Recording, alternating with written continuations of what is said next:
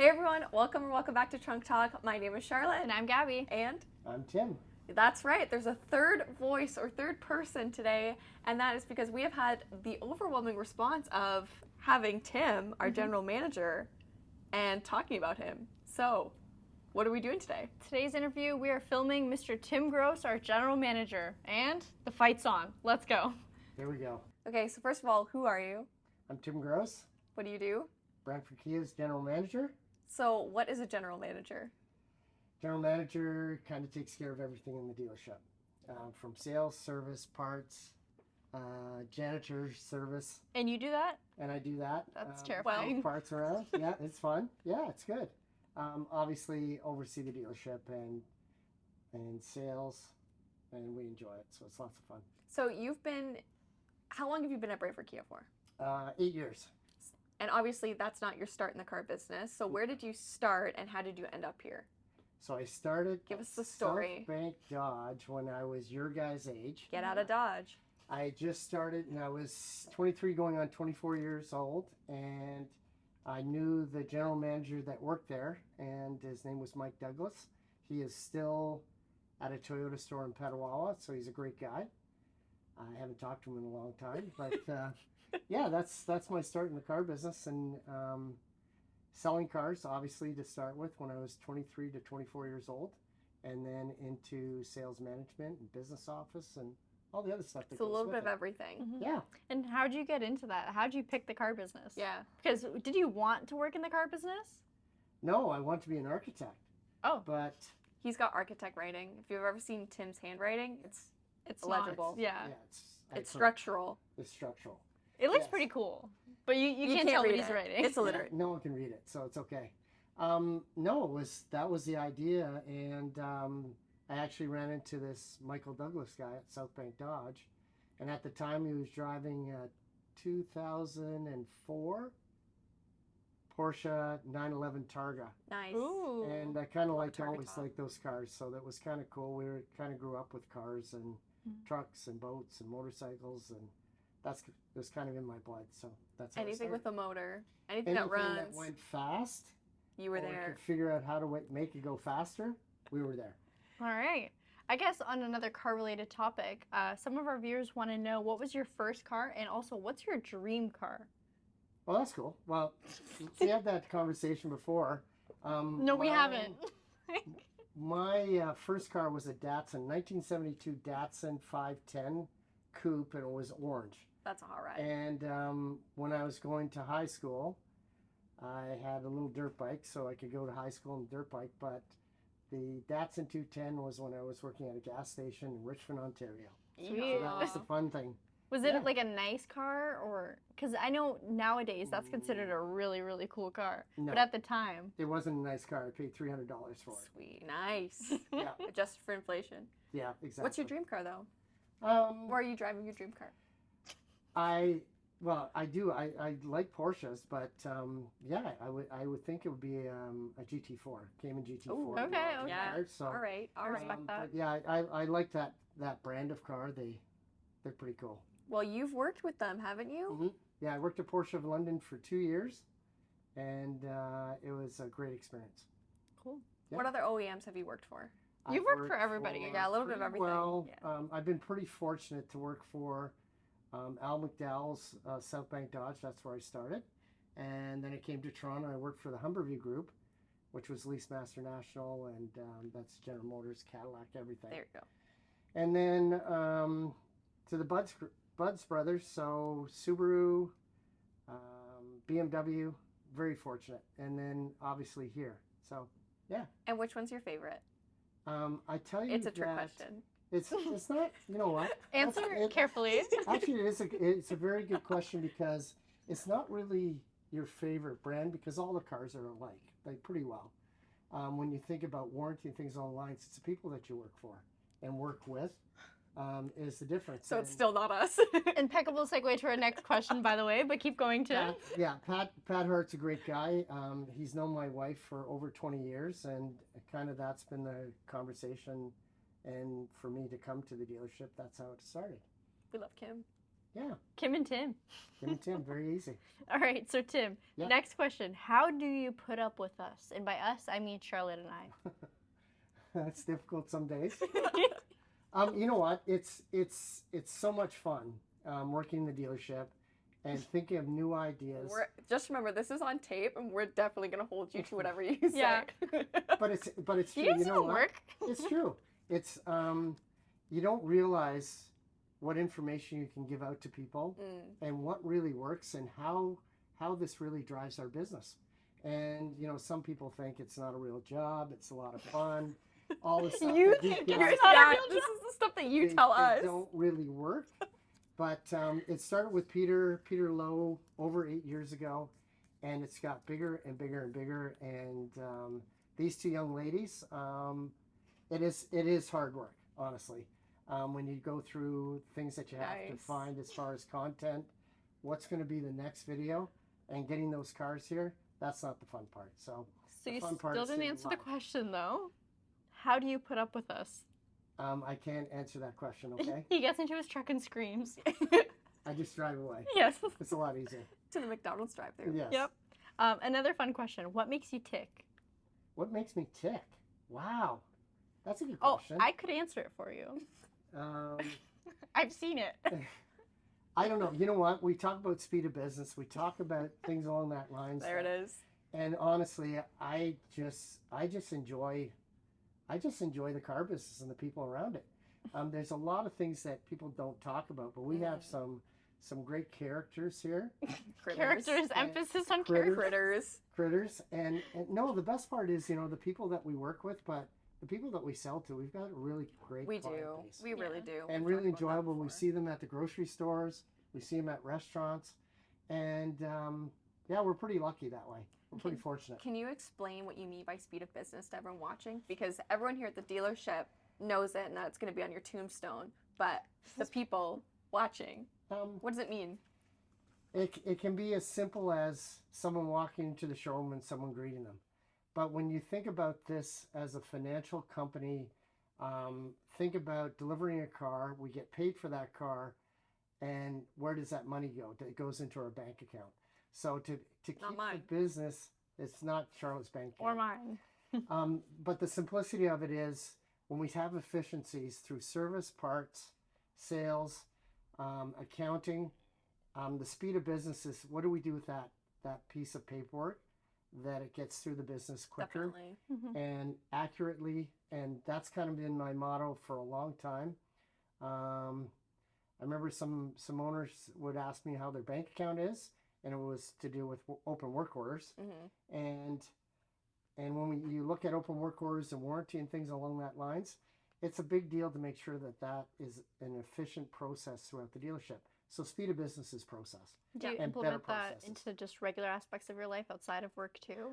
Outside of work, yeah, I'm kind of the same way. Yep. What you see here is what I'm like at home and church and family is if the grass has to be cut, the grass has to be perfect. Build a fence. Build a fence, change a fence post. I'm pretty lucky that way, so there's lots of fun in my life. And hey, my son and I like going to races and doing things like that. So anything that's fast. Who's we're your there. son? My son is what you guys have had on video. Is Is what you guys. when I don't What's want his to do name? videos, his name is Connor. So he's learning the car business from the back end of the business. Charlotte and him were service advisors, and they pretty well cry every week. So they don't want to be service advisors. I but loved he's in working with parts. Connor. I loved working with Connor. Didn't enjoy the job. It was COVID. It wasn't a good time. People were angry all the time. So that was life. Yeah. My next question is, what does a day in the life look like? So I'm talking about from waking up to going to bed. What do you do every day? You can implement some of your regular life in here. It doesn't just have to be Kia. You know what? I think with everyone, I like getting up early. I like getting ready, and That's not 4 everyone. a.m. and I love getting texts from you at 4 a.m. no, I don't do that. So the Wake reality, up, plow the lot, wipe out some well, cars. That's kind of funny. If you want to be the first one here in the dealership, you're leaving the house at 4 a.m. because you want to plow the lot and make the owner use the snowblower. So Yeah. he's normally not happy with that, and there was a bit of a contest and I said he'd never be here before I was. And I've been here at 1:30 in the morning and 4 o'clock to make sure the lot is ready by 9. But that's kind of my day. I think, hey, with everyone, I'm a little OCD, so when it comes to clothes and shoes and shirts and things like that, I kind of have an idea of what I need to do in the morning. And when I get to the dealership, we double check service. We make sure that that's going smoothly. We make sure our appointments are going smoothly. We make sure our techs show up on time. And then it's off to sales and getting that stuff done. And we want to sell cars every day. We want to deliver cars every day. It's pretty easy, right? You sell and deliver cars and fix cars. And if you're organized, and we make decisions with analytics, and everything that we do, we track. We had a meeting yesterday that we were talking about being 1% better. I was about to ask about that.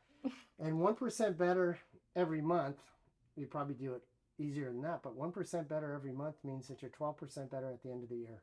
And I'm talking about personal stuff. And if you want to make a difference in your life, just track it. What are you doing to be 1% better each month? He's perfect. How do you do better than 100%? Need to change anything? No, I'm far from that. Just ask my wife Kim; she'll tell you that I'm not perfect. I think there's some things that we all procrastinate on, the things that we don't want to do. I'm terrible about taking care of my own personal health. Real. And I'd rather put work and everything else in front of me, which is not good. Which you can't do if you're dead. But I can't do it if I'm in the hospital. So that's one of my goals this year, obviously, is be healthier. That's good. One thing I will say about our management team, like our leadership team, is they will never ask you to do something that they're not willing to do themselves. Yep. And that's literally like can be some Kim. of the crappiest jobs. Like it can be wiping the floors, cleaning the floors, plowing the lots, like putting down salt, everything along those lines. Moving cars. Moving cars, like they're basically lot attendants. They're willing to do in some terms, the least of jobs to make sure that the business is well taken care of, and they'll never ask you to do something that they wouldn't be willing to do themselves, which is something I really appreciate. So pat on the back for you. I think that's very fair, because as we bring newer people into the dealership, I think you always remember where you came from. Yeah. And I think that's the biggest difference with. Well, it's leading by example too. Yeah, and hey, if we've got to do something and we've got to take care of something, it's a small dealership. We have less than 40 people here, so you wear a number of different hats. And that's good, Charlotte. I've got 2 questions for you. Go. Number 1, biggest challenges that you think you've faced in the car business, and then also, what advice would you give if someone wants to get into the car business? There's two questions for you. Yeah, Don't that's do it. great. So biggest, Yeah, don't do it. No, I'm kidding. The realization that what COVID did to our society. Oof. And what did to how we did business 5 years ago to how we do it today. I think it's your ability to make good decisions. You're going to make wrong decisions, but your ability to make good decisions, and then pivot and be able to change halfway through. Yeah. We probably changed the dealership 4 or 5 times on how we dealt with customers, how we delivered cars, how we service cars, because we do valets. We were dropping off cars. We were delivering cars to Ottawa in a truck and trailer, where you would never have to think about that before. And that was probably my biggest challenge, because I think we dealt with a lot of fear, and we had to come up with good decisions to get over that. Yeah, navigating something that no one else has navigated before. Sure. Yeah, exactly. And I think if you make good decisions, you're always going to screw up, but you make good decisions, it helps everyone around you and builds that confidence. Was hiring me and Gabby a good decision? Yeah, it was. Or are you trying to pivot away from it? No. You know what? We talk about next generations and understanding that these 2 young ladies could run the dealership one day. And Connor. Don't forget Connor. Oh, yeah, and their families, right? So it's a very strong family business run dealership, and we care about people. So that's a big one. Mm-hmm. What advice would you give to someone getting Getting into the their industry? start? Yeah. I think you do every job in the dealership. Mm. I think you figure out if you want to be in service, you figure out if you want to be in sales. We all need to be salespeople somewhere along in our lives because we have to sell our ideas. Yes. And if you can articulate your idea with a plan and how to get there, I think that's the biggest thing that I could tell someone. That's good. Going to Georgian College, I think the degree program's great, but hey, we all learn how to sell our ideas to others. Mm-hmm. Yeah. That's good. Yeah. All this has been fine and dandy, but let's be real, Tim. This place is a carnival, and you are the ringleader. Yes. So I would like to share just a couple of my favorite things about Mr. Tim. Charlotte, feel free to chime in as well, too. Oh, this will be good. So Tim, he loses his mind if cars aren't parked completely straight, if Yep. their bumpers aren't lined up, and he won't say anything, but you'll see him run outside and go fix it. He uses all of the cracks in the pavement or the tile on the floor here as a grid, Yes. and he uses that to line up everything Yes. perfectly. Yes, Yep. absolutely. And it does always look good, I will say. Yes, it Ooh. always looks amazing. Makes me feel better. It's also crazy to see the dealership look one way one day and then come back on a Monday and everything is completely completely different. changed. We're like, what just happened? Sunday we were closed. Tim came in and changed everything in the dealership by himself. Another one is every single message that you will receive from Tim begins with "Hi team," and team is in all caps. And then he ends every message with "Thanks THX Tim." Tim. Every single message. Yes. We also like to Yep. call you the Energizer Buddy because Yep. Yes. Or Turbo Tim. Turbo that's new. Tim can't Yep. find him at all. Nope. No. He's on the move. Yep. Tim is also always watching. So if you ever feel safe, just know Don't. Tim is out there. Yep. Don't get too comfortable. Don't get too comfortable. There's also some really inspirational things you've said. So things like, you shut your mouth when you talk to me. Yep. These are not sent to customers. They're usually sent Just to us, to us. Sometimes. in a joke. You asked earlier how Tim puts up with us. It's usually by saying things like this. Sharp Yep. as a bowling ball. That's a personal favorite. Mhm. What else? Oh, you can't even close the toilet seat for Yeah. closing deals. Mhm. That's Yep. a good one. That's a good one. There's no better salespeople. Yep. There's no No, such thing there's as a no- better deal. Only no- better better salespeople. salespeople. That's right. That's a very good one. There's two sounds: me hitting you and you hitting the floor. Yes. Yep. We would like to say these are all jokes, by the way. Yes. I did say that. Don't worry. Oh, okay. They're not jokes. They're totally serious, but for podcast purposes. Yes. Just kidding. What else? Oh, Tim, you're a pretty funny guy. Yeah. Oh, yeah. I'm a riot. Pretty entertaining. Mhm. I would say a riot, yeah. Yeah. Anything you want to say to our viewers or listeners if they're listening on anywhere you We can really stream your appreciate podcast? everyone that follows us. Yes, definitely. It's a huge deal for us. I think it makes a huge difference when we have someone from Ottawa or Scarborough. They've driven past 50 Kia stores because of the video channel Mhm. and how we deal with people or how we assimilate information to you. For sure. So that's a huge thing for us. Absolutely. Yeah, it's great. Well, I think that'll pretty much wrap up today's episode. If you guys have any questions for Tim, let us know in the comments down below, and we can always film a follow-up because Yes. Tim loves being on camera. I love it. And usually Fridays I have to film with someone else because Charlotte's not here. Mhm. If you want to see more of Tim, let us know because Tim says no one wants to see him on camera, but Let's prove him wrong. yes. I've never said that. I'd rather have Connor and Mike on. Okay, anyway, There it is. we want to have Tim on camera. Good guys. Other than that, thanks for listening or watching, you guys. Feel free to leave a like on this video or rate us anywhere you get your podcast, and stay tuned for next week's episode as well, too. And we'll see you next time. See ya. Bye. Thanks. See ya.